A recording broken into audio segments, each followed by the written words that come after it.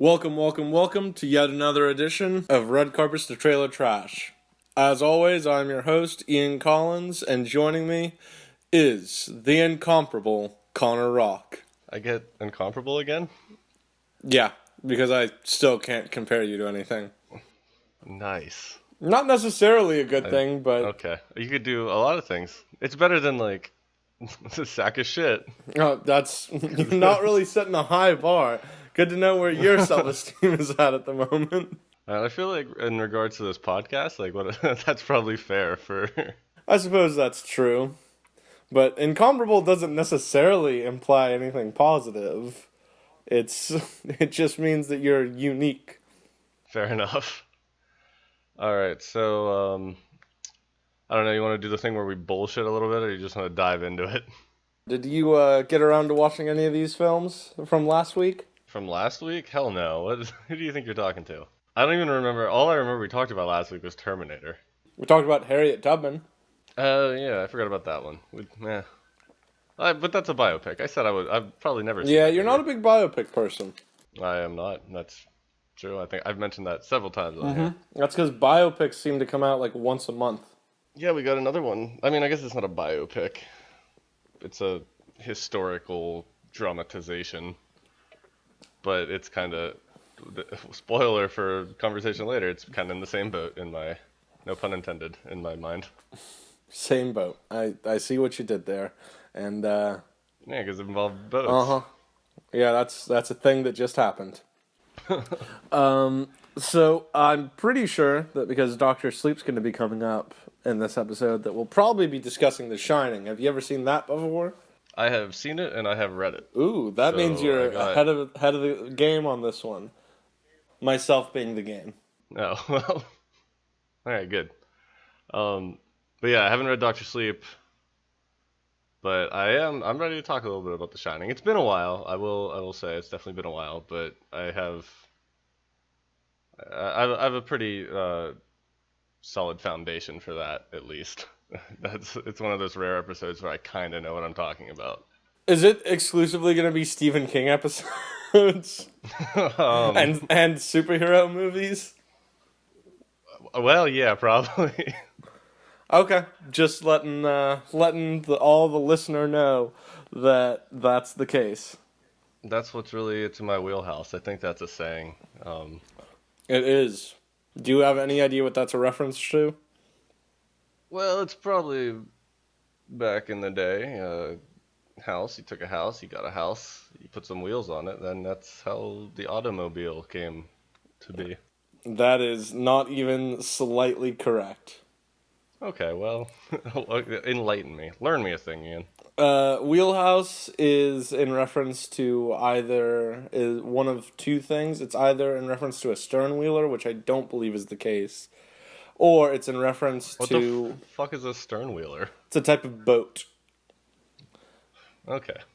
Or it's more likely in reference to one of those houses along the river that would provide power, or usually to something like a mill, where it was a wheel that would be spun. You know, that was almost going to be my guess until I decided to say something stupid. But yeah, for the one person that happens to be listening to this episode, just know that you'll always walk away with some random bit of knowledge that has no application to your life, but you learned a thing. Don't tell them always. Like once every 3 episodes, maybe. That's probably fair. We'll average one an episode. Yeah, we gotta cancel out all the bullshit I say. Like one Europe is the same as all the other Europes. I forgot that you had said that, and now I'm sad that I remembered that you said that. Well, I am sorry. We can move on to maybe a cheerier topic. I know you are fresh from the theater, seeing Terminator: Dark Fate. Is that correct? That is correct. And where'd it land? Because last week you were extremely pessimistic about it. You had no hope for it, and I wanted to hold out a little hope. So tell me about it. It was more along the lines of what you were expecting than it was what I was expecting. So it was below average, but it wasn't terrible. Okay. The chick that plays the sort of Terminator like person that's helping Sarah Connor in them, Yeah. uh, she's basically like an enhanced human person. Okay. And that's not really much of a spoiler because it's.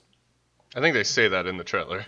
Do they? Well, it's sort They of. say like something about like cyborgs or enhanced Yeah, human. I don't some know.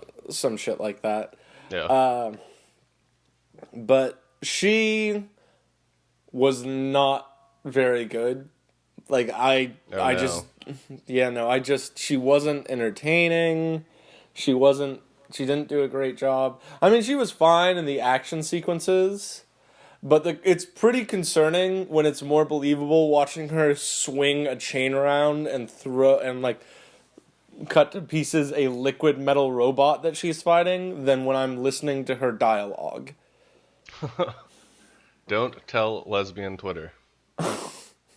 Oh no, she is very attractive, but she is not a very good actress, at least not in this. I don't really know what else she's been in. I think we had the same problem last week. Uh, Yeah, I learned her name over the week and then I promptly forgot it. So, yeah, it must not have been that important. But yeah, I don't think she she was a very big name. Didn't she was like in most plays or something? certainly I don't not. know. Let's not just speculate on shit we have no idea about. Let's Linda Hamilton and Arnold Schwarzenegger. Good. They did very competent jobs. They Arnold's good. Arnold's dialogue was very limited, but he delivered it effectively and in a very entertaining way, so that was nice. Linda Hamilton was the only one of the three main characters that was even somewhat compelling. Yeah, the chick that they're trying to protect, Hispanic chick that named Danny was not great. I just didn't. At no point did I care about the fate that she like whether or not she'd make it. I just never really cared. It was completely built around the action. On that, real quick, I got a question or slash a prediction because like I said, well, not like I said, but I've been thinking about it, and so are they protecting her because she's like, did they kind of go with Terminator One's plot again? Like, is she gonna be the mother of some other character of the Resistance because John Connor isn't necessarily the leader anymore because it was put off? It's sort of like that. I don't really want to give away the ending to it, but it's basically along those lines. Oh, is why they're protecting her like kind of a secret throughout the thing? Like they just don't. It's one of those things that they actively try not to say. It's fairly predictable when you start watching it, Yeah. but I don't feel the need to because it's not a major plot point. Just the fact that she is essentially a major part of the resistance is just like in Terminator 1 is all you really need to know to be able to sit down and watch it. Gotcha. And also, yes, the this chick is most famous for some show called *Halt and Catch Fire*. Never heard of it. She was also in *Blade Runner 2049*. Oh yeah, we said that last week. I Yeah, remember Blade Runner. and *The Martian*. Yep, that is. Yep. Haven't seen any of those, which is why I don't know who she is. You haven't seen The Martian? I have not. It was actually really good. The ending kind of sucked compared to the book because they did some like goofy movie bullshit with it. Still need to read the book. It's on my shelf. The book's fantastic. It was one Oh of the yeah, no, I books. got like 60 pages into it, and then I set it down because finals week was coming up, and Yeah. I just never picked it back up, and so I need to get back to that.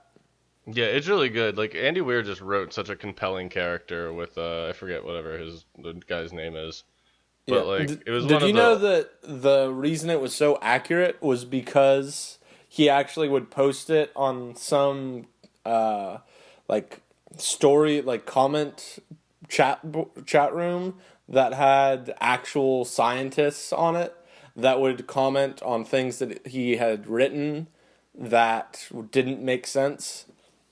Yeah, Like he that has like a what big forward, or like maybe it's a pro, or maybe like an epi. I don't know. Like at the end of the book, he talks about how much help he had from like various scientists and shit to like actually write a science accurate book. Mhm. And then his next book, I couldn't get through it. I think it's called like Dark Matter or something. I don't remember. Never heard of it. Or no, I don't remember. It's another kind of science fiction book, but this one's more science fiction. It's like set in the future, and yeah, wasn't super great. Oh man, the Asian. I'm sorry, I'm looking at the Hispanic chick. Her name is Natalie Reyes, I believe. Yeah, Okay. Natalia Reyes. And this is without question the biggest movie or just work that she's ever had, and she did not impress in it. Well, The that's that's just it disappointing for her, I guess. yeah, the worst part about this is that it was just sort of an amalgamation of Terminator 1 and Terminator 2, Yeah, I guess I can see that. and that's basically what the story was, and it was very predictable and very expected. The ending was, you could see it coming from a mile away. And it existed purely for the action scenes, which admittedly were super cool, and it's where all of the budget seemed to have gone, was to getting Linda Hamilton and Arnold Schwarzenegger and then paying for all of those goddamn effects. Yeah, I'd imagine because the this Terminator was kind of amorphous as well, right? He was shapeshifty, sorta, A and combination, it was actually, and this is sort of the Terminator itself is the best example of why it's basically a combination of 1 and 2, because it actually can split out to where it has sort of like a liquid form like in Judgment Day, and then yeah, have the metallic endoskeleton robot separate, so it can split into two separate robots, basically controlled by the same mind. I don't really understand what the thought process on how that would even kind of work is, but I wasn't going to dive into that because you also can't have like a liquid metal robot. That doesn't make any logical sense. So you just have to sort of suspension of disbelief. yeah. So when they went, you said it was predictable, but I mean, they went with Genesis. They went way, way out in left field, unpredictable with like nanobots or whatever at the end, and everyone's pissed off about that. So, I never saw that. I couldn't tell you. okay, well then never mind. We'll just stop that train of thought there. So I was just gonna say there's something more safer in predictability because it's been a while. I mean, I guess Genesis probably wasn't that long ago. It was 4 years ago that I remember discussing that last week. Yeah, so I mean, it wasn't that long ago, but it's been a while since like that one didn't really feel like a Terminator movie as I far as will like 1, 2, or I will sort of happily come 3. out and say that every Terminator since 1990, which is when Judgment Day came out, if I'm not mistaken, has been garbage. That's probably fair. I still enjoyed them, but I mean, they weren't great movies, no. I just appreciate seeing that universe expanded on, and albeit it would be a lot better if they did it better, but you got to take what you can get, I guess. Yeah, this just lacked any originality, which you can say that playing it safe may be a better decision, but I personally prefer it if they take some risks. Because if you're just rehashing the same sort of ideas and storylines, then what's the point of even making the movie besides just taking my money? Yeah, that's fair. I think I mentioned this last week, but with Genesis, I should have looked into what it was, but they did something that like ruined the lore of the series. So maybe they were really hesitant to do that, especially with like Linda Hamilton coming Oh back. yeah, They no, wanted more nostalgia. this one basically just wiped out everything that happened after Judgment Day in the canon. Oh, really? They like Jurassic Worlded it. Yeah. I'm sure there's a more relevant movie that's done that, but Yeah, no, that I didn't really get that reference because I don't remember that happening in Jurassic World, but well, Jurassic World just essentially well, it essentially deleted Jurassic Park 3, which was the fan hated one. So So that's fair. yeah, or maybe it deleted The Lost World too. I don't remember, but definitely 3 is no longer canon. Fun fact: Jurassic Park and Lost World. I got in one of those collectible books from Barnes and Noble, also on my shelf, yet to be read. I've never read the books. And honestly, I don't think I'd like reading a book about dinosaurs. Like, I don't know. The movies are cool. They're fine. They're short. I don't because they're pretty long, aren't they? Yeah, no, they look to be pretty hefty, but I haven't. Like I said, I haven't read it yet. Yeah. Oh, all right. Well, I don't know. Anything else you want to say about Terminator? Yes, the one Arnold Schwarzenegger was definitely the best part about this because his character, like, he didn't have very many lines, and when he was doing that stuff about basically being a robot that can sort of predict, like, we have a 27% chance of success or whatever it was he was saying, I didn't really care about that, but he had some sort of very, like, monotone one-liners about just what his life has been like since the beginning of the movie, which is more of a flashback, and it's very amusing because it goes to exactly what you would expect from a robot that is doing that sort of stuff. So that actually does hit very well because the action and Arnold and Linda did pretty well. I think that this just is probably like a 2 out of 4 stars sort of thing where it just barely misses being considered ready for the red carpet. Oh man, we're all out of order. What are you doing? We'll just revisit that. Yeah. So actually, that does. I have a question. I have one last question. What like does it? You mentioned something at the beginning of the movie. So it explains why he exists because if they wipe out everything after Judgment Day, he shouldn't be on Earth, or at least in the time zone. Yes, they explain it. Okay. All right. Well, that was really my only question. Yeah, it's pretty quick. It's the first like 5 minutes of the movie pretty much just exist to let you know that everything that has happened since Judgment Day is non-existent. But yeah, so moving on, I think that the movie that's going to be the most fun to discuss for this week is going to be Doctor Sleep. So I think that we'll try something new and sort of just dive directly into that. All right. Sounds good. So what are your thoughts on Doctor Sleep? All right. I don't know. I didn't read the book. I said that earlier. So I'm not really sure how I feel about it.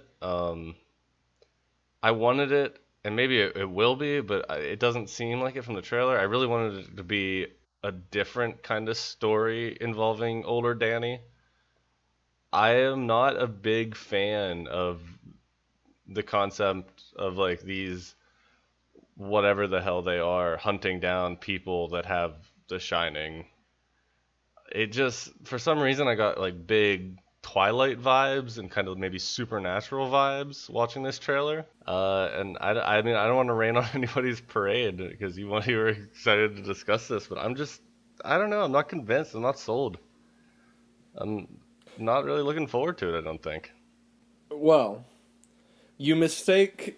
I gotta let you know. You mistake me saying that this is going to be the most interesting movie this weekend for me saying that this will be a good movie. That is not what I am saying. I assume is the case because I am 100% on board with you that I don't really understand where this like cult going after people with the shining, like what the story with that is, or what like I just don't. It's so radically different that I am curious to see how it's tied in with The Shining because they do apparently show up at the Overlook Hotel and it is Danny Torrance and there's he does have like The Shining going on, but other than that, I just don't know what the most interesting thing about this movie is that it is a sequel or follow-up to The Shining. Because if it wasn't, then I can guarantee you that I just wouldn't be at all interested in this movie. Yeah, I agree with that, and it's weird because I would just want the sequel to The Shining to be different. It looks like there's a real hard left that was taken at some point.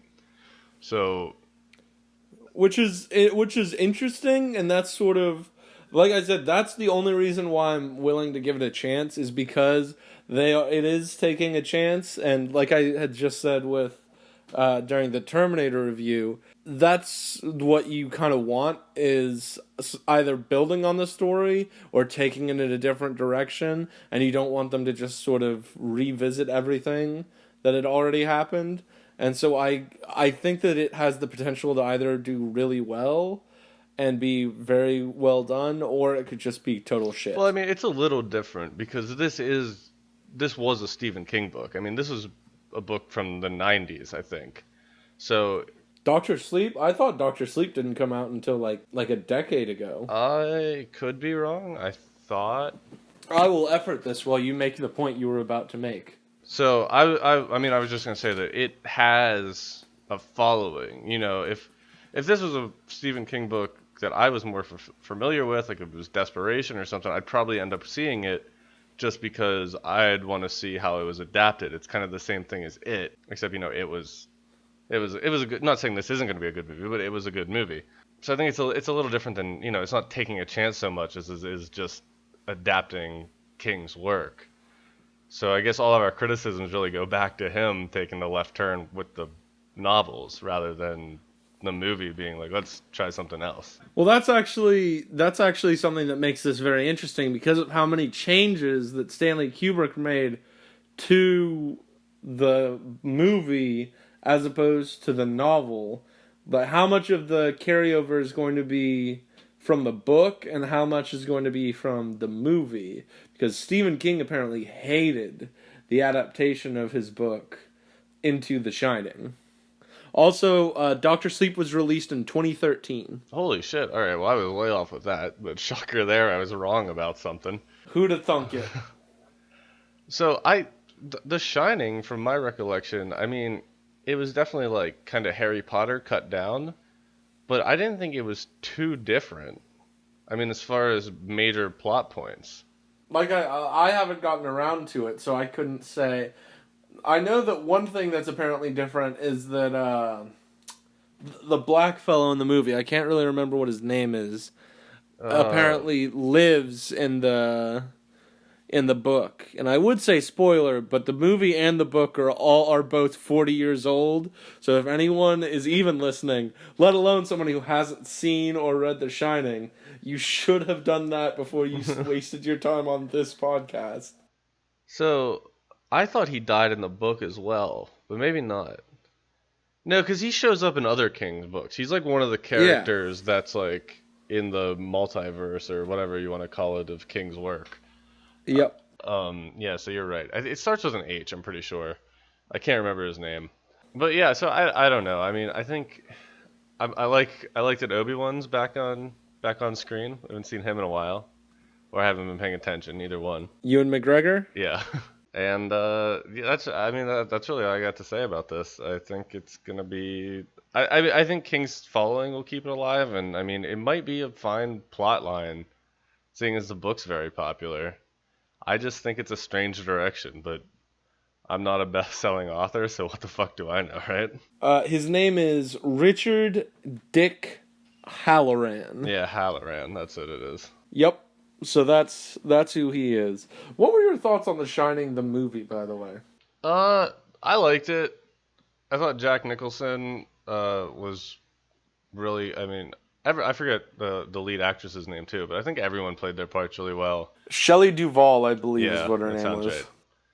It was. I mean, it was a little cheesy, but I think that's just like a reflection of the times. You know, if it was made today, it'd be different, but it still holds up. Yeah, I didn't much care for Shelley Duvall's performance.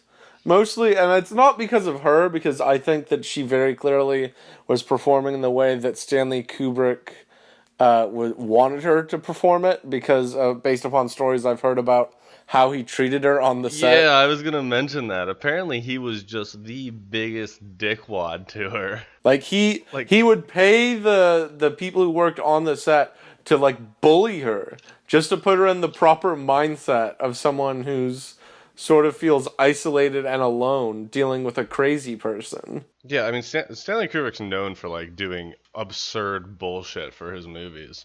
Yeah, no, he's one of those people like his autism was at the level 10.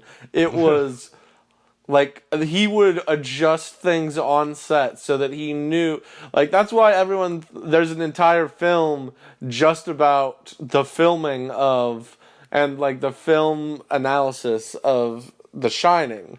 I think it's called Room 273 or 237. Yeah, that And sounds right. they have different thoughts that like the movie's about how he's trying to tell people that he filmed the faking of the moon landing, or that it's actually trying to represent the massacre of the Native Americans, or like all of these different kinds of subplots, and they're all completely believable because of how psychotic this individual was, and how just everything had to be according to plan and how he wanted it. And so because he was that just in depth on everything, people it's believable that these were all reasons why he did it. Yeah, what's the movie he did where he literally wrote like tens or twenties, maybe fifties, I don't know, of like journals for the character?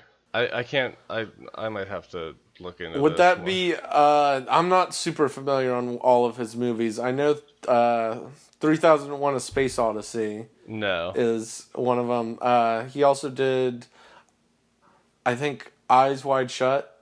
Yeah, that could be it. It could have been Doctor Strangelove, but that's a while. Yeah, I forgot he did Doctor Strangelove. I don't know. Maybe this wasn't him. I'm pretty sure it was though. I'm not gonna That sounds look like too something he much would into do. it. It might. It's probably Eyes Wide Shut. That looks about the right time. Holy shit! 2001: A Space Odyssey was in 1968. Oh yeah. Did I say Damn. 3001? I think I did. Yeah, I think you did. But yeah, 2001 A Space Odyssey. I honestly thought it was earlier. Really? I thought it was like 63. I guess it is. Like I haven't seen it in a while. It probably looks pretty old now. That's another one. I actually have not seen 2001 A Space Odyssey. Everybody raves about it, and like it's okay. It's like sort of trippy, I guess. I'm sort of torn because from what I've heard, I shouldn't watch it on just like a regular television screen, and I should wait for it to be like a special showing in a theater. But also, I feel like I should see it. So it's just sort of. Stuck in the middle, yeah. Are we done with Doctor Sleep? Do you want to say anything else? Not really. I think that we've already pretty much covered it. I hope that it'll be good, and I think that it has a lot of potential to be good, but it also has the potential to be total shit. Yeah, yeah. Okay, and then moving on to Midway. What are your thoughts on Midway? Once this goes into the historical movies conversation we had a bit earlier on this, and other than unpacking how Woody Harrelson, Aaron Eckhart, and Nick Jonas managed to get in the same movie, I don't have a lot of questions about this one. Don't have a lot of questions or thoughts. Either one. I mean, it's a Battle of Midway. Like, okay. I feel like this is just going to be another sort of Pearl Harbor type movie, and I just don't care about it. It's supposed to be sort of like a war epic, and none of it seems to be super compelling or super interesting, which is disappointing because I have a feeling the Battle of Midway is a very interesting story to tell, but I've just never been one that like firefights in sort of war movies like this aren't even as compelling as the sort of fights in action movies, because it's just it doesn't seem like it's going to be as well done as something like Saving Private Ryan, and it just seems like it looks kind of I'll like it's going to be. guarantee that this is Nick Jonas's first movie. Yeah, no, this looks cheesy. I'm and not over like, that. Sorry, go ahead. It just looks like it's gonna be kind of cheesy, and like they just added as many names as they could to it to try and convince people to show up, and I don't. I'm. It kind of bothers me that they're going to have this be the way that it's going to be the Battle of Midway portrayed, because I'd like to actually see a movie about the Battle of Midway, but it does not inspire confidence. And actually, I take that back. I don't think this is Nick Jonas's first movie, but it's his first like big, maybe big role in a movie. No, actually, I lied. I'm gonna walk everything I just said back because I'm on his IMDb page and it's all music videos. And then Mr. Sunshine, that was a TV series. Get out of here. Look at you. Look at you getting it something right. Yeah, so I mean, like, I just don't get. I agree. I think they just pulled names because like Woody Harrelson's in it and he's good. Aaron Eckert, I believe I saw him in it.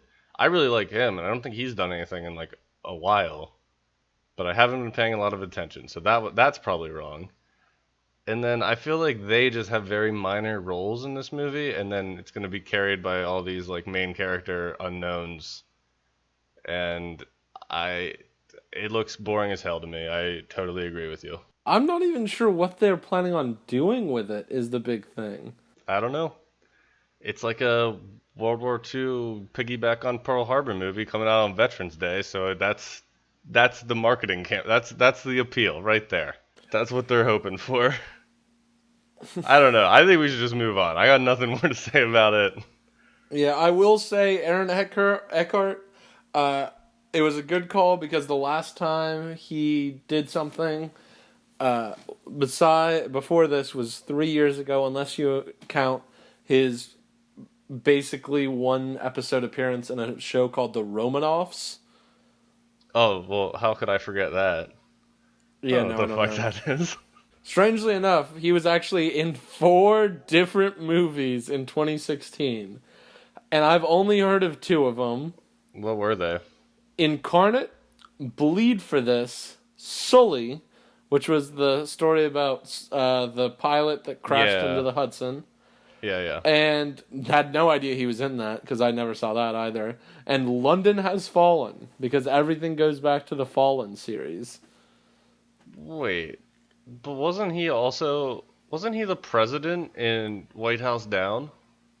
Or no, he was the president in London Has Fallen. Or the Fallen? Was he the president in the Fallen series? And then he dies and Morgan Freeman's the president? No, Morgan Freeman was always the president. Well then was he the president in White House Down? No, that was I could have sworn he was the Jamie president in Foxx. one of those.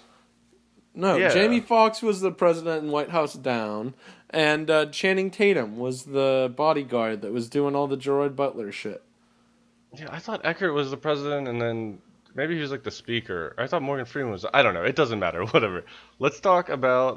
What do you want to talk about? Last Christmas or Playing with Fire? Those are I think our last 2 options here. Yeah. Yeah, we'll end on Playing with Fire. Let's go with Last Christmas. Yep. That's my synopsis of the movie. Yep. It's a romantic comedy set around Christmas. I don't know. For what it's worth, it looks entertaining. I'll say that. Albeit cheesy, but it's a rom-com, so that's expected. But it looks like it pretty much it follows the formula that's been laid out for ages. I don't think we're gonna get anything too crazy out of it. Yeah, you're 100% correct. I think if we grade it on a curve, it's probably going to be a decent romantic comedy. But I'm not the biggest Emilia Clarke fan, and so I am the only person on Earth apparently that thought that she was meh in Game of Thrones, and that I just didn't care for her acting or for her character. She's always just seemed really flat to me. I've watched probably nothing with her in it, but That's always been my complaint. People have said that that's because that's how the character was supposed to be played, which is a fair defense. But I just have I have never seen anything that has made me think that I should care about it. It doesn't seem like she really cares about the roles that she's playing in. It seems like she's just kind of there. I don't know. I've only seen her in I think Terminator Genesis, back to that, and that was a big old poop of a movie. So Yeah. But I mean, the story, it seems fine. It's got that tragic aspect to it about where she had like cancer or something like 2 years before this story gets started, and then she meets a dude that sort of inspires her to get back to the things she cares about and start being a better person. It seems like a very generic sort of romantic comedy, feel good sort of film. Yeah, I mean, it also, I don't know. I think it's just how the writing is for these types of things. But it just felt like I was watching like, me and Kate recently just watched a Looking for Alaska like adaptation on Hulu, I'm sorry, a and what? yeah, there's like John Green's book, Looking for Alaska. Do you know I that don't what know I'm what talking that about? is. Oh my God, how did you? Were you a young adult ever, Ian? Yeah, I didn't read any of John Green's novels. He was the one that did Fault in Our Stars, right? Yeah.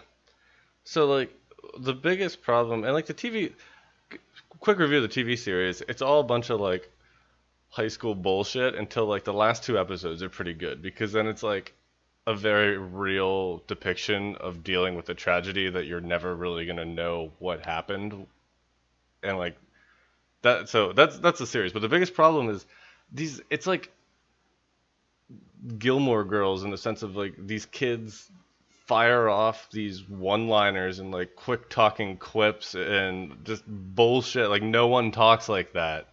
And that's kind of how I felt watching the two, Amelia Clark and whoever the hell that other guy is, interact in this movie. Like it was like really fast-paced, sort of witty, flirty dialogue that that doesn't happen in real life. And I guess that's why it's a romantic comedy. But that's the biggest like ugh that I had about the movie. His name's Henry Golding, by the way. I'm trying to think if Is he there's in anything that I anything should that know him from? not that I'm aware of. I can check, but No, no, check. I mean, off the top of your head, that speaks for itself there. yeah, no, this story just, I don't see the purpose. Once again, I guess everyone like there's an audience for romantic comedies, and I don't really remember. There's like one or two that comes out every year, and this seems like it's as good as what you would expect. It's not going to be one of those like really great romantic comedies that have come out. Yeah, Personally, I'm always a big fan of Hitch. yeah. Hitch was a good one. 50 First Dates. How to Lose a Guy in 10 Days. Mm-hmm. I wasn't serious about either of those, but thank you for humoring me. Were you just naming random romantic comedies? I was just well, one stars Adam Sandler and one stars Matthew McConaughey, so that's Don't what you I talk was. shit on don't you talk shit on McConaughey. His role in True Detective season 1 and in Dallas Buyers Club and in Wolf of Wall Street, all great. He has potential. Yeah, but not in a romantic comedy. Yeah, I'm not sure if he's quite the And he did like 50 of them with Kate Hudson, like all in a row. yeah, he did that and Failure to Launch also, and then I don't know what other ones he did. Wasn't he in? Or maybe what was the one with paintball? Paintball? Just paintball. That's the end of that question. Hope you know. It might have been a failure to launch, or maybe I'm thinking of School for Scoundrels. I don't know. Oh, this dude, by the way, the only thing in here that I've ever heard of before was Crazy Rich Asians, which is the first time he was ever credited as an actor. Gotcha. But yeah, it's a Christmas time rom-com, and I think that's its whole thing. Like I said, and I agree with you. I think it'll be fine. It'll be entertaining. Like I won't be mad if I ever see it, but I'm not gonna go out of my way to see it. That's probably the best way to go with it. And now, transitioning into being mad if you ever have to see it, let's transition into Playing with Fire. What do you have to say about Playing with Fire? So I don't know if John Cena's done one of these movies, but this is like it's been a while since we've had like a pacifier, and that's essentially what this is. Jackie Chan's done one. Vin Diesel obviously with the pacifier. The Rock I'm sure has like 50. Yeah, he did like the Tooth Fairy, and then that one where he was the football player that had the surprise child. Yeah, so essentially like tough guy in some type of like military or law enforcement or like just hardy like job. Yeah. very like strict, very sort of like into his work and sort of obsessed with that. Has to start taking care of some children. Yeah, and that's what it is. And like I the first 10 seconds of this trailer, I was legitimately like I cringed. I think it's where they're like pulling him up, but for some reason his rope is through the roof, so he's just hitting on the roof. And I Yep. was like, "Oh, that's why would that happen?" And then Nickelodeon Studios came up, and I was like, "Oh, this is 100% a kids movie. Like they're not even a try." So I don't know. And through the rest of it, like I've said it before, I'll say it again. I have no shame. I don't mind John Cena as an actor. He was absolutely the best part of Trainwreck, but that also was an Amy Schumer movie. So it levels out, or I don't know. You gotta look at it with for what it is. He was in an episode of Psych, or a couple episodes of Psych that I really liked, and I just don't mind him as like a maybe it's because like he's an okay person or like I don't know. I don't mind him as an actor. I think this movie will have a few redeeming scenes that will be like worth a chuckle, but it's a kids movie and it's for kids, so I guess I'm not really the audience. Yeah, the I'm looking to see what else he was in. He was also in Daddy's Home 2, Blockers. He was in The Wall. Didn't know that. He was in Bumblebee. Wasn't very good in that. Like I am not a big John Cena as an actor fan. I never saw Trainwreck because it was an Amy Schumer movie. He's very light in it, and I think that's also maybe part of why I don't mind him is because he's never been the main character or had a big role in any of the things I've seen him in. I get the impression that he is much better as sort of like a side character that can just sort of blow off some quips. But him being the lead, he is not nearly as charming as The Rock was, and yet he's trying to sort of play that role, and I just think that he comes up short on it. That's probably fair because that's exactly what he was, just kind of a side character. And honestly, most of the appeal of like why it was so funny is because as a viewer, you're just like, that's John Cena. Like he Yeah. wasn't ever a character; he was just John Cena in a movie. So, but I think this one, his hair looks weird. And is his name Soap? Just a second. I mean, I'm sure it's a nickname. No, it's like Soup. Soap was from Call of Duty. His name is Jake Carson, but I think that I do remember you saying because Keegan Michael Key says like soup. I think that's like this. He's like the super or something like that, and so That makes sense. it's more of like his position that he's being referred to as makes more sense. Yeah, I can buy Uh, that now. Keegan Michael Key is usually entertaining, but I did not laugh at I think any of this trailer. It just didn't really appeal to me in any way, and that's understandably I'm probably not the target audience. Yeah, I agree. I don't remember. The only thing that was like pretty kind of entertaining was the little girl, just because she's a cute little kid. Like easy, easy smiles there, I guess. But other Yeah. than that, nothing really stood out. They play with flare guns and he blocks it with an axe, and nope. Yeah, no, it doesn't look like they tried very hard. I will say that something I noticed from my youth, having watched wrestling, the I felt like it was a reference, but it may have just been sort of a coincidence. Is that the when the kid says "What a rush"? That's actually a all I could think of is this. That's some tag team called the Legion of Doom. I believe that was how their entrance started. Was some guy like with a very coarse voice saying "What a rush." Okay, I'll take your word for it. Do you I think that's don't. a callback to that, or I, is that just a line? it it might be. I don't know. It probably isn't because it's Nintendo or Nickelodeon films. But it honestly, that was the fact that that's the thing that stood out most to me and this movie is and this trailer is all that needs to be said. I have no interest in seeing this movie whatsoever. Honestly, I'd see this over Midway if I had to pick. I would not. I completely disagree with you. I think that Midway has more potential to be good, whereas this seems like this seems like I know I'm going in about to waste an hour and a half of my time, whereas Midway just means I'm probably going to waste 2 hours of my time. Yeah, and I think for most people that's probably fair. I just really hate history movies. Like And that's this is the understandable. extent of that. I'd rather watch Playing with Fire than Midway.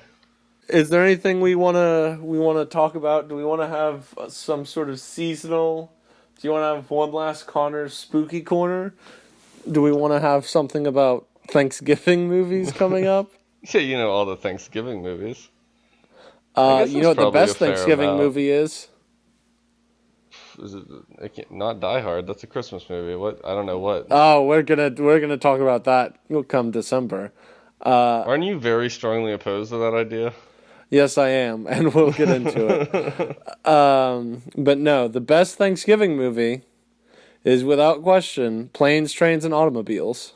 Yeah. I haven't seen that in forever. It's great. John Candy is a shower ring salesman. That was Steve Martin, wasn't it? Yeah, Yeah. he was the main character. But then he cusses out the travel agent lady, and she just tells him that he's fucked. It's a great movie. Oh, okay. So actually, here, if we have a little bit of time, this might be cut for time eventually. Who knows? But as maybe we'll talk about like some series that November, because there's not a lot of Thanksgiving movies. I mean, we can talk about Christmas movies in December, but for November's maybe some series. So I talked about looking for Alaska already, but that's all I want to say about that. But Kate and I did just watch Living with Yourself, the new Paul Rudd Netflix show. I've heard mixed reviews about it. What are your thoughts? Well, get ready for another one. it's it's okay. I mean, there are parts of it that are pretty good, and I like Paul Rudd, so like he's like one of He America's just seems like sweethearts. such a charming, cool guy. Yeah, so it's not hard to watch it. It's very short. It's only maybe 7 episodes, maybe 8. But there is a point where it seems like it's gonna kind of dive into like a more almost horror-esque or like trippy sort of Black Mirror type scenario because like even they The like Paul Rudd Show? yeah, it's advertised as like a comedy, but it gets like pretty dark. But then it looks like I think they wanted to do something else with it. I don't know, but then they pulled it back a little bit because I was expecting it to get real kind of psychological, like fucked up and that kind like that kind of shit. But it pulls it back to I will say it ends probably the best way they could end it, and it's still like pseudo fucked up. But all in all, I don't know. It's all right. Like I said, it's pretty short, so give it a day or three, and you can finish it. Kate and I literally watched it all. Like we were so hungover this Sunday because we went to like a Halloween party the night before, so we watched it all that day. You went to a Halloween party? Look at you making friends. Oh, they're all Kate's friends. Don't worry. Well, I assumed as much. But if I had to maybe recommend it, I mean I'd recommend it if you have the time. It's not a bad watch. It's entertaining. It's just don't get your hopes up would be my forewarning because it's not gonna be as like weird as you think. And I'll provide my own recommendation. I never actually got around to finishing the last episode of Chernobyl, even though it's only a 5 episode series, because I actually had to move before I got around to watching the last episode. And so I'm just going back and rewatching that, and I'm reminded that that is just it is probably the best miniseries that's ever been made. I'm willing to make that claim. It's one of the best just seasons, 5 episode spans of television that you'll ever watch. 10 out of 10 would definitely recommend. I believe it won basically all the Emmys for variety or limited series this year, as well it should have in the Emmys. Okay, I haven't seen it yet. Everyone has recommended it though, so and that's more of that's a like a dramatization, right? It's not so much as like a making a murder type documentary deal, or is No, it? no, it's more going through like the people who were working on site for it, like living through the experience. Oh, that's really cool. Yeah. Although there was one, the female scientist basically represents like a group of like 400 scientists because they just if for a limited series you can't introduce as however many Yeah, yeah. characters they would have needed for it to be truly accurate, but it's just so well done, and I can't speak its praises high enough. I might have to check that out. Maybe that'll be my recommendation next week. I'm just gonna recommend what you recommend. And then we just start going in a cycle. Yeah. All right. Well, you already kind of gave your review of Terminator earlier, but you want to reiterate that? Yeah, so I'd just to review everything up to this point, I think that Terminator Dark Fate, it's trailer trash, but it's better than I expected. Then we've got the four movies coming out this weekend. My predictions for them are as follows. I think that Playing with Fire is going to be trailer trash.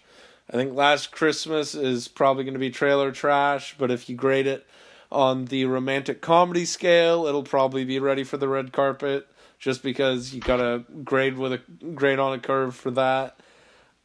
Then if you move on to Midway, I think that's probably going to be trailer trash, but I'm still holding out hope that it could be good, but it's fading fast.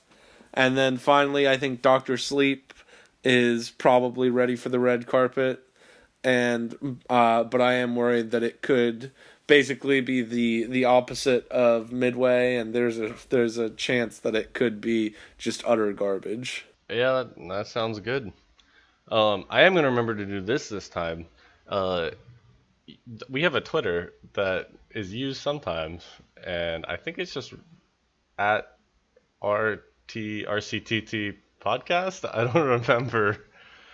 I didn't prepare that much for it, but I was gonna plug our Twitter. It's RCTT podcast. Uh, Mostly we just put links to the videos there, I think, but our social media manager would get on their shit, which I think God is damn it, Kate! it's yeah, it's officially Kate, but what it really is me. She's too busy running our dog's Instagram.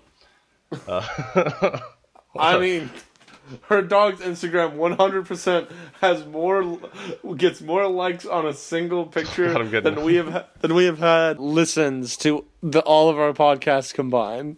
yeah, the dog's Instagram is way more popular than this podcast, but it should be. She's adorable. That's at Miss Phoebe P on Instagram. We'll plug that. Follow us on Twitter. Follow my dog on Instagram. Uh, Ian and I don't Follow use me into the social dark. media. Yeah, by Death Cab for Cutie. That's a really good song. It's I Will Follow You Into the Dark. I fucked that up too. But Ian and I don't use social media, so if whatever reason you want to find us, if you hear this far into this episode, which no one will, um, good luck. Happy hunting. Ian Collins has been your seer of movies, and well, like I say every week, he's the guy who knows what he's talking about. And my name's Connor Rock. I'm wrong. That's it. Until next time. Until next time?